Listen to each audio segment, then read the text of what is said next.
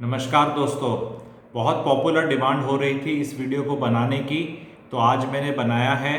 But सबसे request है कि इतनी जल्दी मैंने बनाया लोगों के इतना कहने पे, तो आपको इस वीडियो को बहुत ज़्यादा लोगों के साथ शेयर करना है ताकि ये बिल्डर्स तक पहुंच सके जो ये प्रोडक्ट मार्केट में लेके आ रहे हैं, तभी आम ग्राहक को फायदा मिलेगा। टॉपिक है दीन दयाल उपाध्याय योजना के प्लॉट्स। केवल प्लॉट्स पे बना रहा हूँ, इनके बाकी क्या क्या प्रोडक्ट्स आएंगे उन पे कभी और वीडियो बनाऊंगा। तो आज कवर करूंगा कि ये दीन दयाल उपाध्याय प्लॉट्स क्या चीज़ हैं जिस पे इतने सवाल आ रहे हैं एंड इतनी एक्साइटमेंट क्यों है। पहला रीज़न तो एक्साइटमेंट का है जी, प्लॉट वर्ड में लोगों को प्लॉट बड़ा अच्छा लगता है। नॉर्थ इंडियंस हैं, बहुत लोग हमारे यहाँ पर दादा परदादा किसान थे, तो ज़मीन से जुड़े हुए हैं, तो हमें प्लॉट में बड़ा मज़ा आता है। तो प्लॉट बाकी वाले तो बहुत महंगे हो गए हैं और कोई खरीद नहीं पाता, तो अब इसमें थोड़ा अट्रैक्शन आ रहा है लोगों को, तो एक रीज़न तो वो है। दूसरा, इसमें क्या खासियत है जी, 150 मीटर तक स्क्वायर मीटर तक के प्लॉट हो सकते हैं इसमें, 180 गज के नीचे यानी कि, लेकिन उनकी इंडिविजुअल फ्लोर्स की रजिस्ट्री हो सकती है एज पर पहला जो रूल है। बाकी नॉर्मल सेक्टर्स का और कॉलोनियों का वो रूल ये है कि 180 गज का प्लॉट चाहिए आपको इंडिविजुअल फ्लोर की रजिस्ट्री कराने के लिए, उससे कम में नहीं होती। तो अगर हुड्डा में आपका 160 गज का प्लॉट है, 100 गज का प्लॉट है, तो उसकी इंडिविजुअल रजिस्ट्री नहीं करा सकते आप। लेकिन दीनदयाल वाली स्कीम में जो भी प्रोजेक्ट्स हैं उनमें अगर आपने प्लॉट लिया, 100 गज का भी लिया, तो उसकी इंडिविजुअल फ्लोर की रजिस्ट्री हो सकती है। तो ये बहुत बड़ा एक्साइटमेंट का कारण है। तो ये एक रीज़न है। दूसरा, हर सेक्टर में ये पॉलिसी 2016 में आई, इसके बाद कई अमेंडमेंट्स भी आए इसमें। तो अभी लेटेस्ट के हिसाब से हर रेजिडेंशियल एरिया में एक सेक्टर में 40% तक इस एरिया में कवर कर सकता है कंबाइंड विद अफोर्डेबल हाउसिंग। पर अगर 50 एकड़ का ही सेक्टर है तो केवल 15 एकड़ ही आ सकता है। इसको थोड़ा समझाता हूँ। अगर मान लो 40% जो सेक्टर में से बन सकता है उसमें 20% में ऑलरेडी अफोर्डेबल हाउसिंग है, तो दीनदयाल वाला प्रोग्राम 20% में हो सकता है। अगर ये 30 में हो रखा है तो ये 10 में हो सकता है, ये 10 ही है तो ये 30 में हो सकता है। लेकिन अगर 50 एकड़ से कम का सेक्टर है तब 15 एकड़ की ही लिमिट है। तो ये एक थोड़ा टेक्निकल पॉइंट था, आप ये लोग समझ लीजिए। अफोर्डेबल हाउसिंग जो थी वो 2013 में आई, 4,000 रुपये स्क्वायर फीट रेट आज भी उसका चल रहा है, गवर्नमेंट का कैप्ड रेट है। लेकिन दीनदयाल उपाध्याय प्लॉट में ऐसा कोई कैप नहीं है, बिल्डर की मर्जी है, कोई मर्जी रेट ले आओ। तो जब अफोर्डेबल पूरी अभी खत्म हो रही हैं, अफोर्डेबल पे मैं एक शायद ग्रैंड फिनाले अफोर्डेबल हाउसिंग का एक वीडियो बनाऊंगा, उसके बाद उस पर कोई वीडियो नहीं बनाऊंगा। 5-6 वीडियोस हैं मेरे अफोर्डेबल हाउसिंग पे, जिन लोगों ने नहीं देखे हैं वो देख सकते हैं। चैनल जो पहली बार देख रहे हैं सब्सक्राइब कर सकते हैं। सब्सक्राइबर जिनने बेल नोटिफिकेशन नहीं दबाया है वो बेल नोटिफिकेशन भी दबा सकते हैं। तो अभी हम आगे चर्चा करते हैं दीनदयाल उपाध्याय प्लॉट्स किस तरह के लोग लेना चाहते हैं। 3 तरह के लोग लेना चाहते हैं जो मैं समझ पाया हूँ। चौथा अगर आपको कोई समझ में आ जाए तो आप बता देना। मेरे हिसाब में 3 लोग हैं। पहला है जी इन्वेस्टर, जो कहता है कि मैं प्लॉट ले लूँगा और ये प्लॉट लेके ये रेट बहुत बढ़ जाएंगे और मैं मिनी टाइकून बन जाऊँगा बेच के। तो ये एक कैटेगरी ये है जो ये सोच रहा है कि भाई इस रेट पे मैं ले लूँगा, प्लॉट है, गुड़गांव है, मिल रहा है, बढ़ जाएगा, ज़मीन ने तो बढ़ना ही होता है हमेशा। तो एक कैटेगरी ये। दूसरा कैटेगरी और एंटरप्रेन्योर है, क्योंकि नौकरियां इतने लोगों की हैं नहीं, तो पापा का कोई बिल्डर फ्लोर बेचो, पापा को बोलो कि पापा यहाँ पे प्लॉट दे दो, मैं बिल्डर बनूंगा, 4 फ्लोर बनाऊंगा, अलग अलग बेचूंगा। तो ये कैटेगरी के लोग हो सकते हैं कि जो प्लॉट लेके इस पे बनाकर बेचना चाहते हैं। तो वो ये वाला तो प्लॉट का प्लॉट बेचना चाह रहा था, ये प्लॉट पे बिल्डर बनना चाह रहा था। और एक तीसरा है जो हमेशा मुसद्दी लाल होता है अपना ऑफिस वाला, उसको घर खरीदना है ये अपने भाई के साथ एक प्लॉट, और उस पर बनाएगा, एक पे वो रहेगा, एक पे भाई रहेगा, और 2 खुशी खुशी किराए पे चढ़ाएंगे। तो इस तरह का ही कुछ नज़ारा है। ये 3 है। तो अब हम चर्चा जो आगे बढ़ाएंगे तो हम ये देखिए, एंड में मैं वर्डिक्ट देने वाला हूँ, तो जुड़े रहना, पूरा क्लियरली बताने वाला हूँ क्या करना चाहिए। तो ये तीनों में से कौन सफल होगा, किसको लेना चाहिए, ठीक है। तो एंड तक आप जुड़े रहिएगा, मैं अब एग्जाम्पल करके आपको चीज़ समझाने वाला हूँ। आप लोगों को ये चीज़ समझनी है। लाइफ में एक एग्जाम्पल दे रहा हूँ कि ये गन्ने का ग्लास है, जूस, ठीक है। तो ये रेडी पे 20 रुपये का है। अब ये 200 रुपये का नहीं हो सकता, रेडी पे है 20 रुपये का है। कुछ शहरों में 15 हो जाएगा, कहीं 25 भी हो सकता है, बट मार्क जो रेट है वो रेट इतना ही रहेगा। अब इसमें गन्ने वाले को सोचना है कि मेरा मशीन का किराया कितना है और मेरा डीजल वगैरह कितना चल जाता है चलाने में, और मुझे यहाँ खड़े होने के पैसे किसको कितने देने हैं और मुझे कितना पैसा बचाना है, तो मैं गन्ना कितने पे खरीदूँ। तो रिवर्स इंजीनियरिंग करता है वो। तो एक पर्टिकुलर रेट पे उससे ज़्यादा पे उसने गन्ना खरीद लिया तो उसको बिजनेस करने की ज़रूरत नहीं है, सोशल सर्विस कोई नहीं कर रहा, उसको पैसा नहीं बचेगा, क्योंकि जो गन्ना है ना जी, जूस है, वो उतने का ही बिकना है। तो वही चीज़ आप लोगों को यहाँ करनी है और मैं मदद करूँगा अब आप लोगों की करने के लिए। तो अगर ये वीडियो दोबारा देखना पड़ जाए दोबारा देख लेना, या इसको अभी यहीं पॉज कर दो और अपना पेपर पेन लेकर आ जाओ, ठीक है। तो हम एग्जाम्पल लेके चलेंगे। आपने दीनदयाल उपाध्याय में 100 गज का प्लॉट ले लिया और आपको अब या तो आपसे किसी को खरीद के उस पर कोई प्रोग्राम करने हैं, या आप खुद ही उस पर बिल्डर फ्लोर बनाना चाह रहे हैं, तो जी आप 80 गज ही बना सकते हैं रूल्स के हिसाब से। 2.64 FAR है, बट मैं उतना उसमें नहीं चलूंगा। 2.64 का मतलब है कि 100 गज पे 264 गज बन सकता है, लेकिन उस पर भी नहीं जा रहा, मैं लीनियंट टीचर की तरह ही बात करूंगा, क्योंकि जब आप एक पॉइंट को भेजना चाहते हैं अक्रॉस द ऑडियंस, तो बैटिंग उन्हीं की तरफ से करो जो इसको लेना चाहते हैं, ठीक है, कि बहुत ग्रेट चीज़ है। तो मैं कहूँगा 80 गज नीचे बना सकते हो, सब 80 गज ही कर लो फॉर ईज ऑफ कैलकुलेशन, ठीक है। ईज ऑफ कैलकुलेशन जबकि बना नहीं सकते, पर मैं कह रहा हूँ बना दो, सारा एक जैसा ही बना दो। तो जी 80 गज बना सकते हैं पूरा उसका बिल्टअप एरिया। तो जो कारपेट एरिया उसका 80% का फॉर्मूला लग जाएगा, 80 पे 80, 64 गज ही कारपेट एरिया निकलेगा, क्योंकि 9 इंच की आपको पीछे दीवार रखनी पड़ेगी, बगल में दीवार रखनी है, यहाँ रखनी है, आगे रखनी है, बीच में भी दीवारें रहेंगी।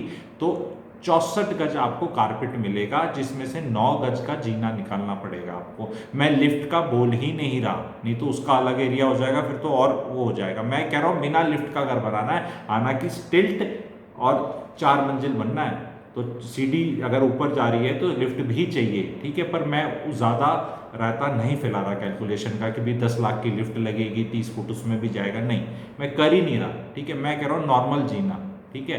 तो 55 गज ही आपको मिलेगा। 55 गज को स्क्वायर फीट में काउंट करोगे तो जी 495 स्क्वायर फीट होता है, 5 और दे दिए आपको, तो 500 स्क्वायर फीट आपका माल तैयार है। ये फिगर याद रखना, 100 गज में अंदर कितना निकाला आपने, 500 गज, बाकी बालकनी है थोड़ी, ठीक है। तो अब आपको ये देखना है कि ये मेरा प्लॉट का रेट है 55,000 रुपये, जो ये यहाँ आ रहे हैं बेहूदी लोकेशन वाला, वो रेट बता रहा हूँ जो इतना निकाला हुआ है लोगों ने पटौदी के पास, ठीक है, 95 के करीब। वहाँ पे 88 सेक्टर वगैरह में भी कुछ ये आ रहे हैं, वहाँ 60, 65, 70 भी निकल रहा है। तो मैं 60 रजिस्ट्री समेत मानता हूँ, 60 लाख रजिस्ट्री भी 3% देनी पड़ेगी, 60 लाख रुपए का आपको प्लॉट पड़ेगा, ठीक है जी। उस पर कंस्ट्रक्शन आपने एक फ्लोर की 800 स्क्वायर फीट की होगी, क्योंकि बालकनी भी लगेंगी।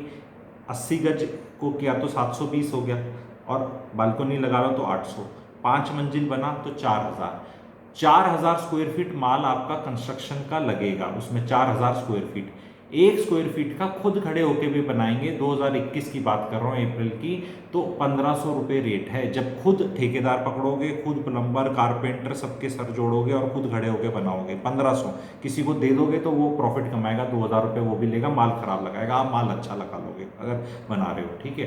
तो 1,500 के भाव पे 4,000 स्क्वायर फीट जी 60 लाख रुपये और लग गया आपका, तो 1 करोड़ 20 लाख लग गया आपका, ओके। अब ये जो प्लॉट ले रहे हो, ये आपका पहले दिन रजिस्ट्री नहीं हो रही, ये भी प्रोग्राम बना रहा है वो 1.5-2 साल में बनाएगा, रोड बनाएगा, ये सब करेगा, फिर आप क्लियरेंसेज लोगे, नक्शा पास कराओगे, आप भी मकान बनाओगे, आपको भी 1.5-2 साल लगेगा। तो 4 लगने चाहिए, पर मैं 3 ही लगा लेता हूँ कि भी 3 में फटाफट सब कुछ हो गया आपका। तो 3 में जी कॉस्ट ऑफ फंड्स लगाएंगे ना 7% के रेट पे, कि आपने लोन लिया या आप कहीं कमा सकते थे, तो वो 14-15 लाख वो वर्कआउट करती है, 1 करोड़ 35 तक पहुँच के। फिर आप सारे फ्लोरों को बेचोगे किसी के थ्रू, मैं बेचूंगा, ठीक है। तो 5 लाख रुपए 4 फ्लोर बेचने के मैं भी लूंगा 1% के हिसाब से, ठीक है। तो 1 करोड़ 40 लाख हो गया। 4 चीज बन के तैयार हुई आपकी 1 करोड़ 40 में, 4 फ्लोर। तो 1 फ्लोर कितने का आया भाइयों बहनों, 35 लाख की कॉस्टिंग आई। आपने ये बनाया है नो कॉस्ट नो प्रॉब्लम, मतलब कॉस्ट बेसिस पे बेचने का, प्रॉफिट पे बेचना है नहीं, सोशल सर्विस करनी है आपने, 1 रुपया नहीं कमाना आपने। तो हम देखेंगे कि क्या ये भी पॉसिबल है। तो 35 लाख रुपए की आपकी चीज तैयार हुई। अब आपको याद रखना है कि जो ऊपर वाला फ्लोर है ना जी, टॉप वाला, वो इसके रेट पे नहीं बिकता। ये सबसे नीचे वाला है, फिर ये, फिर ये, फिर ये। तो 35 लाख की अगर मेरे को एवरेज निकालनी है इसमें से, तो मुझे ये वाला 39 लाख में बेचना पड़ेगा, जो कि ऑलमोस्ट 40 लाख है। पर 500 स्क्वायर फीट कारपेट एरिया पे तो अफोर्डेबल में 20 लाख में मिल रहा है। तो कहाँ 20 लाख, कहाँ 40 लाख, इतना फर्क। अब आप बोलोगे अरे तूने यहाँ कॉस्ट ऑफ फंड लगा दिया, तूने यहाँ नहीं लगाया। ये मास्टर टीचर होता है जी। जो स्टूडेंट का ख्याल ना भी आया हो तो वो डाउट कर दे, क्योंकि मेधावी छात्र होता है ना, कहेगा नहीं जी तुमने कैलकुलेशन में, तो जी इसके भी कॉस्ट ऑफ फंड लगा लो, क्योंकि इसका पैसा भी 5% जाता है, फिर 20 जाता है, पर हर 6-6 महीने में 12.5 जाता है, वो भी कर रखा है प्रोग्राम। तो जी ये 23 लाख 23.5 लाख की चीज़ है, ठीक है। और इसकी भी रजिस्ट्री होगी, पर इसकी रजिस्ट्री होगी तो ये भी रजिस्ट्री के आपको देने पड़ेंगे पैसे, तो ये भी 25 लाख की चीज़ बनी। तो ये 25 लाख की चीज़ है, और ये चीज़ मेरी 40 लाख की है। ये माइवन कंस्ट्रक्शन है, ये मेरी लालिट कंस्ट्रक्शन है। तो आपको देखना है जी, इसकी कॉस्टिंग 15 लाख ऊपर निकल रही है, जो कि क्लोज टू, अगर मैं फॉर्मूला लगाऊं मैथ का, तो 60% कॉस्टली है, और प्रॉफिट नहीं निकला 1 रुपया भी। क्या कोई ऐसा आदमी जो बिना प्रॉफिट के काम करेगा? इसमें तो इसका कुछ तो प्रॉफिट है बिल्डर का, जो भी काम करता है। तो जी आपको समझना है, ये स्कीम्स भी जब तक अफोर्डेबल खत्म नहीं हो जाती इतनी आएंगी नहीं, लाइंड अप हैं। ये खत्म, इसका दिया बुझ रहा है अफोर्डेबल का, तभी मैं एक आखिरी वीडियो आप लोगों को अच्छे वाला कर दूंगा कि इसमें क्या करना चाहिए, क्योंकि बहुत लोगों के इसमें भी बहुत नखरे हो रहे हैं, ये अच्छा है, ये बुरा है, और दीनदयाल के चक्कर में जा रहे हैं। तो 60% महंगा है दीनदयाल का प्रोडक्ट। और उसमें अब मैं आगे वर्डिक्ट्स में कुछ चीजें बताना चाहूंगा। लिफ्ट लगा दोगे तो और ऐड कर लो, हर मंजिल के 2.5 लाख रुपए और लिफ्ट लगाएगा, और उसका कारपेट एरिया और कम कर लो 30 स्क्वायर फीट, ठीक है। अब आपको ये देखना है जी, दीनदयाल उपाध्याय के प्लॉट में क्या होना है, 100 गज का प्लॉट है, तो उसके अंदर गाड़ी 2 ही आ सकती है, क्योंकि 6 फुट का तो आपका जीना भी होगा चौड़ा, तो उसका फ्रंट 18-19 फुट का है, 1.5 फुट की उसकी कॉमन वॉल्स होगी आधी यहाँ, तो बीच में एक गाड़ी मुश्किल से, उसका दरवाजा खुलेगा नहीं पूरा ढंग से, तो एक आगे एक पीछे, क्योंकि एक गाड़ी 14-15 फुट की होती है, 2 गाड़ी 30-35 फुट की होगी, बीच में थोड़ा डिस्टेंस भी डालना है, तो 2 गाड़ी पार्किंग नीचे मिलेंगी उसको, ठीक है। तो और मैंने जो 4000 स्क्वायर फीट का कैलकुलेशन किया ना, उसमें स्टिल्ट का भी कैलकुलेशन किया, क्योंकि वो भी मंजिल है प्रॉपर, उसमें भी माल मसाला पूरा लग रहा है, ठीक है। तो वो कैलकुलेशन भी हो रखा है उसमें, तो क्योंकि कई लोग बहसबाजी में डल जाएंगे, मैं बहुत सोच समझ के कैलकुलेशन करके ही वीडियो बनाता हूँ। हालांकि गलती अगर फिर भी हो जाए तो आप पॉइंट आउट कर सकते हैं, पर जो मोटा गणित बोलता हूँ ना मैं, हमें देखो चिंदी गणित के पीछे नहीं जाना कि तेरा 50,000 का कैलकुलेशन यहाँ ज़्यादा हो गया, यहाँ कम है, मोटा गणित है। मैंने बोला जी 60% महंगा है दीनदयाल उपाध्याय प्लॉट पे खुद लेके मकान बनाना, ठीक है। तो अगर बहुत उसमें भी खाल निकालोगे तो 50 हो जाएगा, पर 50% महंगा है जब आप 1 रुपया प्रॉफिट नहीं कमा रहे। तो इन्वेस्टर भाई मत डालो, बिल्डर भाई मत डालो, बिल्कुल मत डालो, क्योंकि लोगों ने नहीं लेने, क्योंकि ये वाले भी बढ़कर जब मार्केट में 4-5 साल बाद इनकी भी भरमार आएगी अफोर्डेबल की, तो ये 40% प्रीमियम पे भी खरीदना उस बंदे को कोई अच्छा लगेगा, बिकॉज आपका जो प्रोडक्ट है ना जी, उसमें क्या है, यहाँ पे भी हवा नहीं है, यहाँ पे भी हवा नहीं, और पीछे भी हवा नहीं, शेक हैंड्स कर लो। जब आप 80% बना रहे हो तो 50 फुट की अगर लेंथ है, 18x50 का प्लॉट है वो 100 गज का, तो आपने 5 फुट आगे छोड़ा है, 5 फुट आगे छोड़ा है, पीछे छोड़ा है, तो पीछे बालकनी 3 फुट की देनी, क्योंकि हवा भी तो कहीं से आएगी, थोड़ा बहुत कुछ रोशनी भी तो चाहिए, नहीं तो सारा ही बंद हो गया। तो बालकनी पे बैठ के आप शेक योर हैंड्स कर सकते हो पीछे वाले से, कहीं धूप धाप नहीं आ रही। और कोई भी नक्शा बना के देख लेना, शाफ्ट देने की तो नौबत आनी है। शाफ्ट के तो मैंने एरिया निकाला ही नहीं, शाफ्ट का एरिया निकाल दे तो वो भी किसी काम का नहीं है ना। तो आपकी किचन में धूप नहीं आएगी, किचन में आएगी तो बाथरूम में नहीं आएगी, ठीक है। और किचन बाथरूम में धूप लाने की कोशिश करी तो कमरे में नहीं आएगी। किसी तरह डिजाइन बना लो, बेहुदा ही डिजाइन बनना है। और उसके आगे एक और खड़ा है, बीच में 9 मीटर की रोड है, और एक और आगे खड़ा है, और खचाखच भरे हुए हैं। तो मेरा वर्डिक्ट आप ये है जी, आपको ये नहीं खरीदना है प्रोडक्ट। और अपने जितने भी बिल्डर्स जो ये बना रहे हैं प्रोजेक्ट वाले, उनको बोलो भाई ये मत लेकर आओ, तुम ये कचड़ा बना के मत लेकर आओ, क्योंकि ये सोसाइटी, ये इस तरह के प्रोजेक्ट ही 10-15 साल लगेंगे बनने में। आपने बना के रख लिया, वहाँ पे आप रहना शुरू, यहाँ कोई रहना पसंद ही नहीं करेगा, धूल मिट्टी उड़ती रहेगी हमेशा। साफ सुथरे इतने अफोर्डेबल आ रहे हैं लोग, या किराए वाले उसमें जाके रहेंगे। ऐसा तो ना कि अफोर्डेबल हाउसिंग तो जी गरीब है, एकदम ही गरीब है, और यहाँ दीन दयाल अमीर हो जाएगा इस रेट पे 100 गज पे, यहाँ तो अमीर लोग रहेंगे और वो बहुत गरीब है। ऐसा नहीं होगा। मैंने आप लोगों को कैलकुलेशन करके आंखें खोल दी हैं। तो जितने भी बिल्डर्स को आप ये वीडियो दे सकते हैं जो ये प्रोजेक्ट ला रहे हैं, बेहुदे प्रोजेक्ट हैं ये इस तरह नहीं लाने, इनको साफ सुथरा करके मैं अलग वीडियो में करूंगा। जो समझदार वाले हैं वो उस पे ला रहे हैं। मैंने मोटी मोटी कॉस्टिंग भी आप लोगों को बता दी है। ये वीडियो को बहुत संभाल के रखना है एंड इसकी जो फाइंडिंग्स है वो करनी है। 100 गज 40 लाख, तो कल को अगर कोई 130 गज पे 55 लाख में बना बनाया बढ़िया कोई अच्छे वाला दे रहा है तो लपक लेना उसे, क्योंकि उसमें 2-4 पैसे वो भी कमाएगा, माइवन भी बनाएगा, पीछे से भी खुला रहेगा।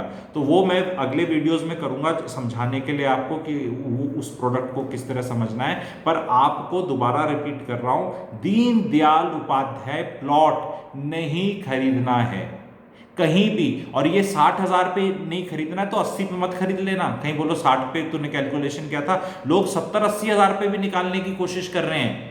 जहां भी सेक्टर का नाम 102, 105, 106, तो वहां तो लोग सोच रहे हैं 80-90 पे। It will math will not work. ये बहुत खिचड़ी खाना, कबूतर खाना है। इनमें खुला स्पेस नहीं। अफोर्डेबल में तो बहुत खुला स्पेस रहेगा, क्योंकि वहां ऊपर मल्टीपल स्टोरीज हैं। 5.5 एकड़ के अंदर आ रखे हैं। फ्लैट्स भले ज्यादा है लेकिन टावर्स तो खड़े हैं। यहाँ तो सारे ऐसे ऐसे खड़े रहेंगे। 10% से ज्यादा रोड नहीं बना सकते इसमें। गवर्नमेंट का रूलिंग, मतलब इसके अंदर रूल निकला हुआ है, तो आप रोड भी बहुत ज्यादा नहीं बना सकते। और सब खिचड़ी है। आगे एक ऐसे ऐसे बना हुआ है और एक उसके पीछे ऐसे बना हुआ है। ऐसे ऐसे ऐसे बने होंगे, यहाँ से साइड में। यहाँ बगल वाला मकान वाला आपका बना रहा है, सी पे जा रही है। कभी उसकी वो ठोका ठाकी चल रही है तो आपका कुछ मामला टूट रहा है। फिर बगल वाला बना रहा है, कभी पीछे वाला बना रहा है, कभी आगे वाला बना रहा है। आपने एक गलती से प्लॉट ले लिया ना तो 15 साल आपके यही बनते रहेंगे। हुड्डा के सेक्टर जो 30-35 साल पुराने हो गए, वहां भी प्रोग्राम चल ही रहे हैं अभी। तो आप परपेचुअली एक ऐसी जगह पे रहेंगे, क्योंकि इन्वेस्टर लॉबी ने खरीदना है। फिर अब देखो, बढ़ तो बिटकॉइन भी गया। अब मैं ही नहीं कह रहा रेट नहीं बढ़ जाएगा। कई लोग बोलेंगे अरे तूने बोला था 60 पे मत ले लेना, देखो मेरे भाई साहब ने 60 में ले लिया, 70-80 हो गया। जी हो भी जाएगा, वो भी मैं बता रहा हूं हो जाएगा। क्योंकि कैलकुलेशन कौन करता है? पहले तो लोग लेते रहते हैं, फिर उससे रीसेल में ले लूंगा, फिर इससे रीसेल में दे दूंगा, कच्चा पक्का कर लूंगा कुछ। वो गंदगी तो चलेगी, वो तो हिंदुस्तान है। पर मैं एक इन्फॉर्म्ड सब्सक्राइबर को बताना चाह रहा हूं कि ये रिस्क रिवॉर्ड रेशो करके एक चीज होती है कि रिवॉर्ड कितना मिलेगा, रिस्क कितना, वो इस प्रोडक्ट के फेवर में नहीं है। मेरा इन्वेस्टमेंट मंत्र हमेशा से रहता है heads I win, tails I do not lose. Concentration is tails I do not lose. Win कितना करना है वो देखा जाएगा, पर ऐसा प्रोडक्ट नहीं लेना, क्योंकि जब चीज बनकर आएगी तब लोग कहेंगे अरे यार ये तो इतना सही बना, सही बता रहा था ये वाला। तो जो मेरा ये वीडियो आप लोगों को कैसा लगा, आप सबको शेयर कर दो। ये जितने भी रिश्तेदारी हैं, यार दोस्त हैं, सबको शेयर कर दो, ताकि ये घूम घाम के सोशल मीडिया पे जो बिल्डर्स होते हैं या उनके प्रोडक्ट बेचने वाले जो लोग होते हैं, उनको ये पता चल जाए कि यार ये बंदा तो पीट रहा है इस प्रोडक्ट का बुरी तरह, तो शायद हम ना निकालें तो अच्छा है। या मेरा काउंटर बता दो, इसके अंदर 0.3 एकड़ के छुटकू पार्क है, 10 एकड़ के प्रोजेक्ट में कुछ भी नहीं है, सांस भी नहीं आएगा। मतलब जैसे कहते हैं ना, ऐसे करके सांस भी नहीं आएगा। जो अफोर्डेबल हाउसिंग है वो इससे कहीं बेटर निकल कर आएगी इन टर्म्स ऑफ वो, पर वो खत्म हो रही है।